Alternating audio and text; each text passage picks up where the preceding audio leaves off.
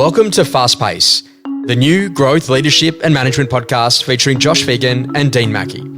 We wanted to peel back the layers on what happens in the world of fast-paced real estate agencies, from new leadership models to the management challenges we all face each day. This is about a new era in the estate agency sector.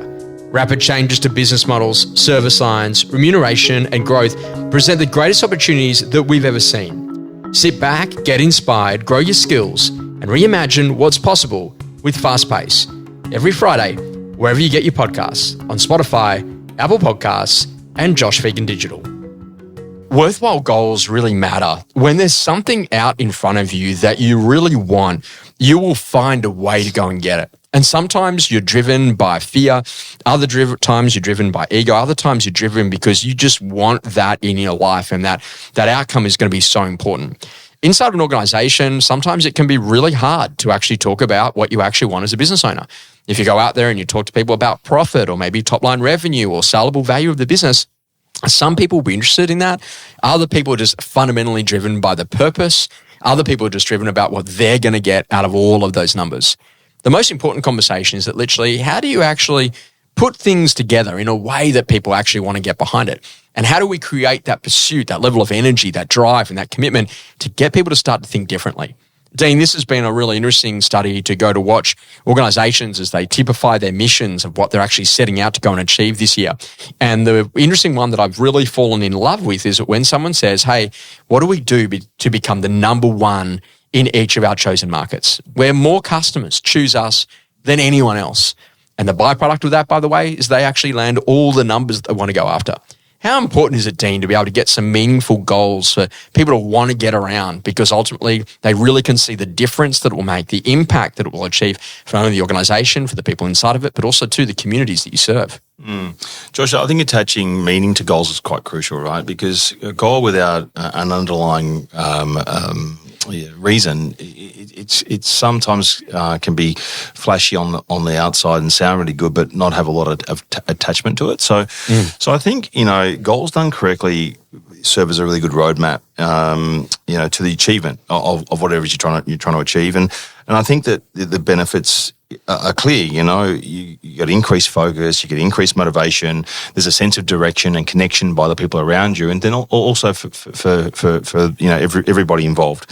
And I think that by working together on those goals and having a direction, it's easy to measure. It's easy to identify how can we improve. It's like a little yardstick to say, well, without that, it's sort of like a puddle going in all directions. If you've got water, you want to direct it down a particular pathway. It needs riverbanks, and so goals serve as a riverbank. Mm-hmm. So getting really clear on meaningful goals that make a real difference to the people involved is crucial to any level of success. So I can't help but think about cash flow, stream, literally riverbank. They all have a kind of an interesting idea.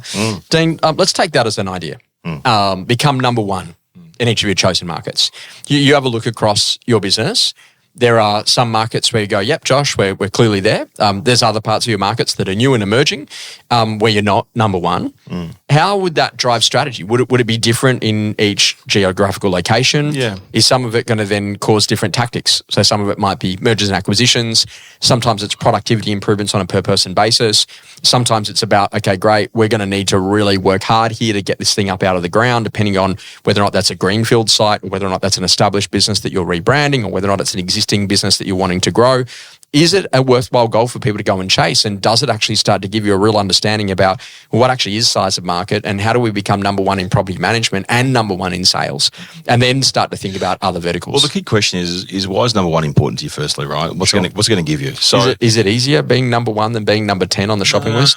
Yeah, for sure. There's no doubt. On the shopping list. Not easy to get there, not easy to stay there. But at the end of the day, if it's important to you and it's important to the group, then it's a strategy on how you want to get there. So what does number one mean? I mean, if there's 100 people in the marketplace, number one might not actually be that big, right? So number one might be a starting point, but I think getting clear about what is the market share you're actually after and what does that deliver, and knowing what those numbers look like, how many properties under management, what the asset value that's going to be, what the GCI needs to be, how many deals you need to sell, how many agents you need to make that happen, is it one, et cetera, et cetera. So all of those things I think are important, because you need to have a bigger overriding goal than just, I need to be number one, because number one might be, feels good, but it doesn't necessarily sometimes distill down to what you think it might be. So, but let's start with that as a premise, right? And say, okay, what does that mean? So we just talked about it. You need to understand to be at number one, or whatever the market share number needs to be. How many deals do we need to do? Yeah, how many property managers do we need to have?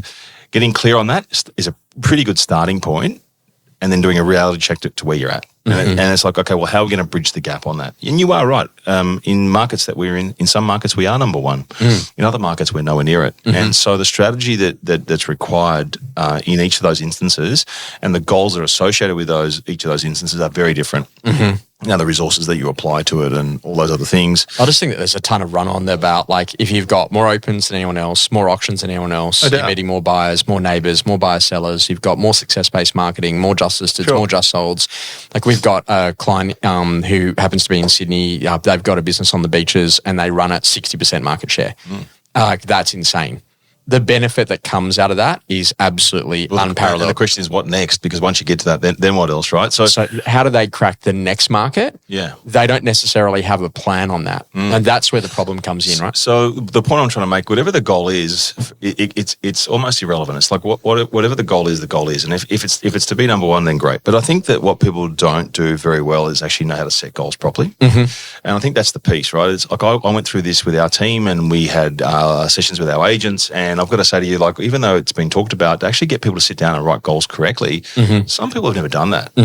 And I think when you learn how to do it, it makes a massive difference. So, and Josh, we've covered it in previous podcasts, but, if you wanted to set a goal and it was to be number one, then you might need a staged stepping progress. So you might say, okay, well, we're here now. I think that we can increase our listings, by 20%. Okay, well, how will 20% get me to number 3 or number 2? Like, understand where it is, right? Because you might not be able to get there all in one go.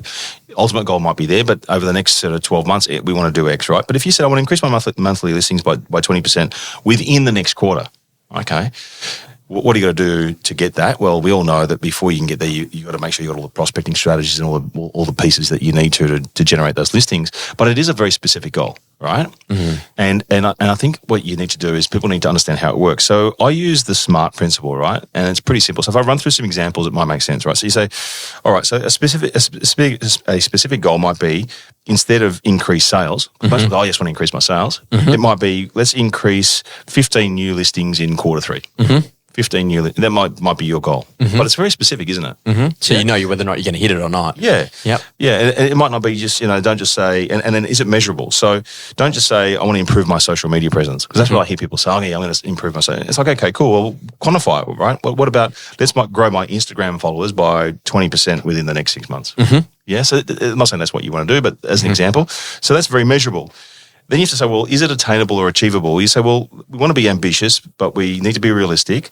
So instead of like become number one, right, agent in the area, a new agent might say, well, I want to become in a top 10 producer in my agency within a year. Now, then you have to say, well, is that relevant? Like, if I get that top 10%, then, where will I be placed in the market, right? So I think your goals, for it to be relevant, need to be aligned to your overall vision and your overall strategy. Like we were talking before about, someone who wants to specialize in, say, luxury property, right? Then, those people are going to focus on networking with high net worth individuals, not social media marketing that's focusing on first home buyers. So I think that if you get really clear so that your goals are smart, so that they're specific, they're measurable, they're attainable, they're relevant, and they're time framed, it's the secret to success, to keeping moving your goals forward, right? So for me, I think they're they're really important things, right? But it shouldn't just be, you can apply this to anything. It shouldn't just be about my numbers. It might be, achieve a 90% client satisfaction rating, you know. On NPS scores. Yeah, on NPS scores. Or it might be something around... retention of staff. Yeah, or it could be around training and development. It could be... So when I build out a business plan with somebody, it's not just about them being number one in their market. It's like, well, what are all the things that got to sit below that to enable that, and then write goals around those? Because the big, hairy goal that you're shooting for won't happen unless you put a whole bunch of sub goals below it that are then feeding and driving you towards being number one. I think it's actually audacious goal, by the way. Oh, is it? Big, hairy, audacious goal. I thought... yeah, BHAG. Okay. Jim Collins would be proud of you, though. You got close. Something else. Yeah. But what I do love about that is that what's really important is that literally set a worthwhile goal that you really want, not because someone else wants it for you. And then be in a position of say, okay, great, well, how would we do that? And that's the great thing, where you literally get the people around you, start to have the conversation. And once you work out a plan, stick to it and work it.